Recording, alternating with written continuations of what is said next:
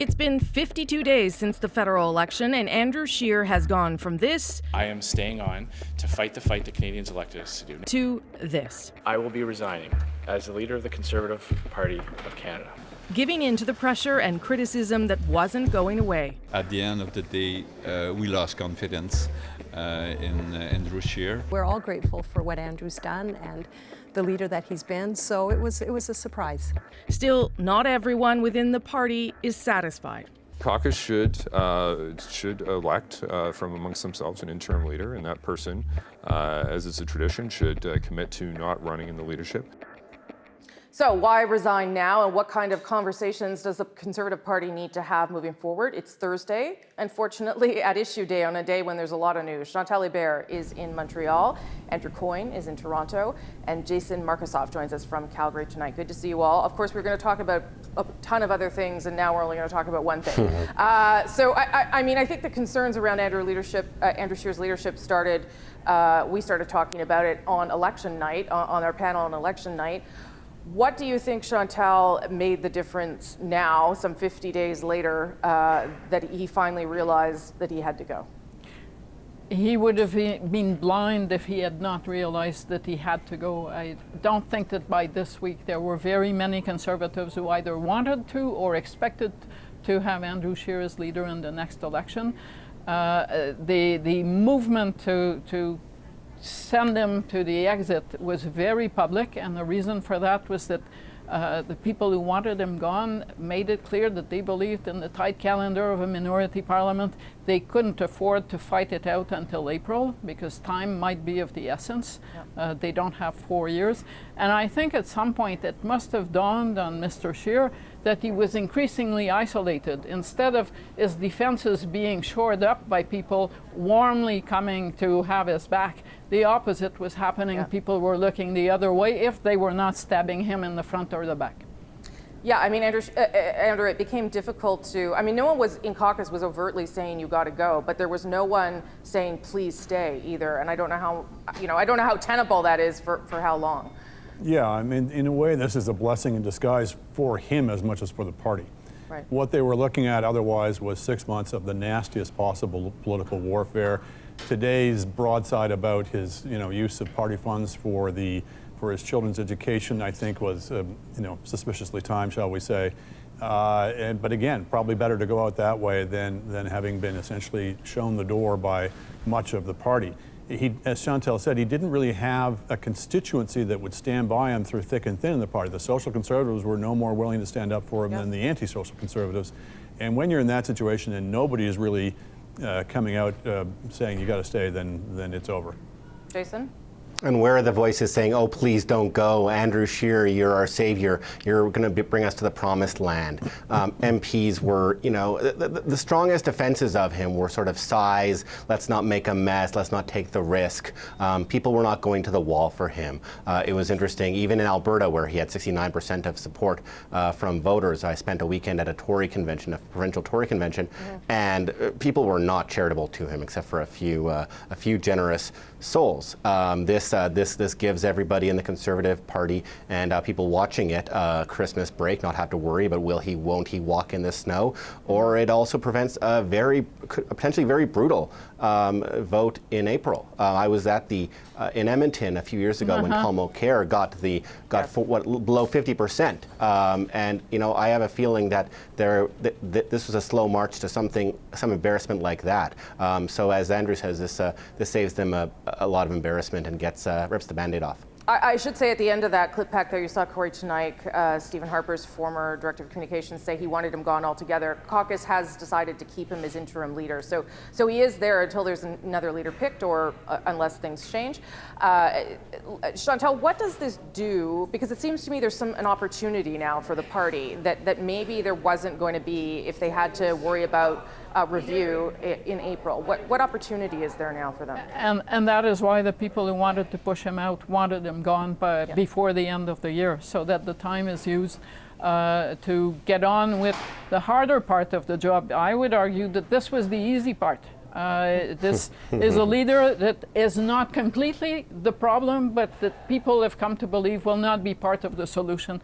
But the problem is still there. This is a party that needs to unite behind someone who actually forces some fairly serious constituencies within the Conservative movement to come around to different positions than the ones that Andrew Scheer fought on. So if the notion in Conservative circle is that they just need a better salesperson, I suspect this will be all for nothing, but I think elders in the party understand that, and that they want the next leadership campaign to be different from the 13 ballot happy dozen running for the leadership. We'll see how that pans out. Yeah, do you agree with that, Andrew? Do you think the party is ready to have that conversation that Chantal's talking about? I don't know. I mean, the Liberals supposedly were ready after the worst defeat they'd had in their electoral history, and instead what they did was they elected Justin Trudeau so they wouldn't have to go through some of that really searching, rethinking. It worked out for them, though. Well, in a sense, we'll see what happens after Trudeau. True. You know, they were reduced to 33%. You know, I think that's the concern that has to be for a lot of Conservatives is, do they take the opportunity here, or did they just try and grab an acceptable face and redo the same thing over? And I can't guarantee they will. They've got an opportunity here. The temptation will be either to do that and just put a new, fresh coat of paint, or people will be urging them, what you got to do is move over to the left, move to the middle, and redo yourselves as essentially the Liberal Party light. I think if you're going to be in the Conservative Party, it's because you'd like to do things differently than the Liberals. But you've got to make yourself relevant. You've got to be addressing yourself to the issues and concerns that are on the minds of today's voters, and not just simply rehashing old formulas from 20, 30, or 40 years ago. And that they have not done. The signal failing, of course, on climate change, where there was a distinctly conservative option available to them, which they simply punted on, and these and other issues, they've got to start updating conservatism, not jettisoning it, not watering it down, but updating it and applying it and speaking in a new language that can make it fresh for a new generation of voters.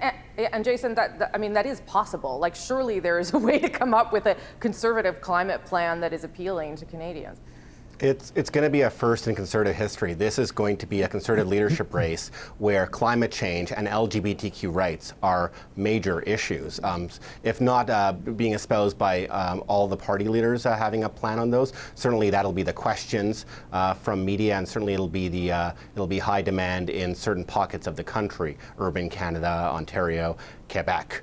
The challenge for the Conservatives, I mean, the stakes are incredibly high this time. In 2017, it was the post-Harper leadership election, and people sort of were resigned to the idea that Trudeau probably has a second term. In this case, they are going to be very confident that this next guy has a legit shot of turning the Liberal minority into a Conservative minority or majority. So it's going to be intensely fought. Just look at the apparently internal party knifing of Andrew Scheer with this whole private school thing. It seemed like certainly that was friendly fire from the Conservatives, and I expect that's just the start of things to come in a race. So, and maybe you'll hate me for asking this, but what kind of leader then does the Conservative Party need if they want to do the things that you're all talking about, sort of modernize their way of thinking and beat a Justin Trudeau? What kinds of people should they be looking at, Chantal? They need, I believe, that the only kind of person that can bring the party around, for instance, towards the mainstream on climate change rather than the perception that they're against climate change, has to be someone who has trust and has a constituency in Western Canada.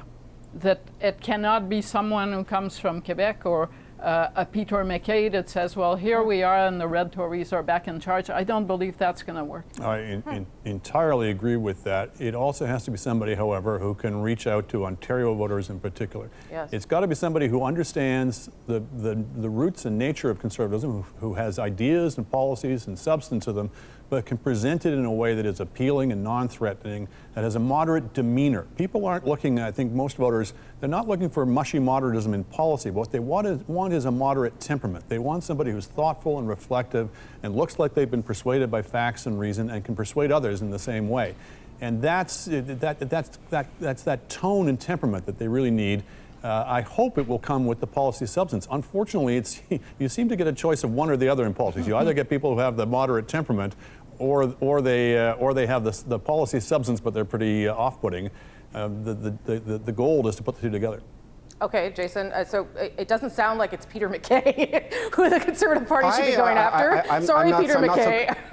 Go ahead. I'm not so confident that he's dead on arrival in this in a race, or somebody like an Aaron O'Toole or somebody from Quebec is, because there's going to be a big camp, including in Alberta and Saskatchewan, where people want somebody who can win. They had somebody who represented, who encouraged, was rib-rocked in support of the oil sands and the Alberta energy industry, and that person lost. There are going to be people who are just like anybody but Trudeau, and let's elect those people. I mean, it's a natural a civil war in the party, or dilemma in the party. Do we want somebody who is principled, who's going to stay true to our conservative values, or are they going to be pushing somebody who will win? I'm sure there will be one or two Alberta First or Prairie First candidates, but even in these parts, they won't have much purchase necessarily. I would not have described Stephen Harper as an Alberta First leader, and he did win seats in Quebec and Ontario and a majority government, so coming from the Western Canada is not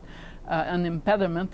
I also don't believe that climate change is a Liberal or an NDP issue. Okay, I have 16 more questions, but I gotta go. I think we'll talk about it again. Thank you all very much. Before we go, though, be sure to subscribe to At Issue, the podcast, for extra content. I'll keep talking to them there. This week, we will look ahead to some of the candidates already mulling over a run at the leadership race. Look for it on iTunes, any major podcast app, our website, cbcnews.ca/thenational. And with 2019 quickly coming to an end, we also want to hear from you. Send us your questions about the political year that was, what's next, and we'll put them to At Issue in the weeks to come.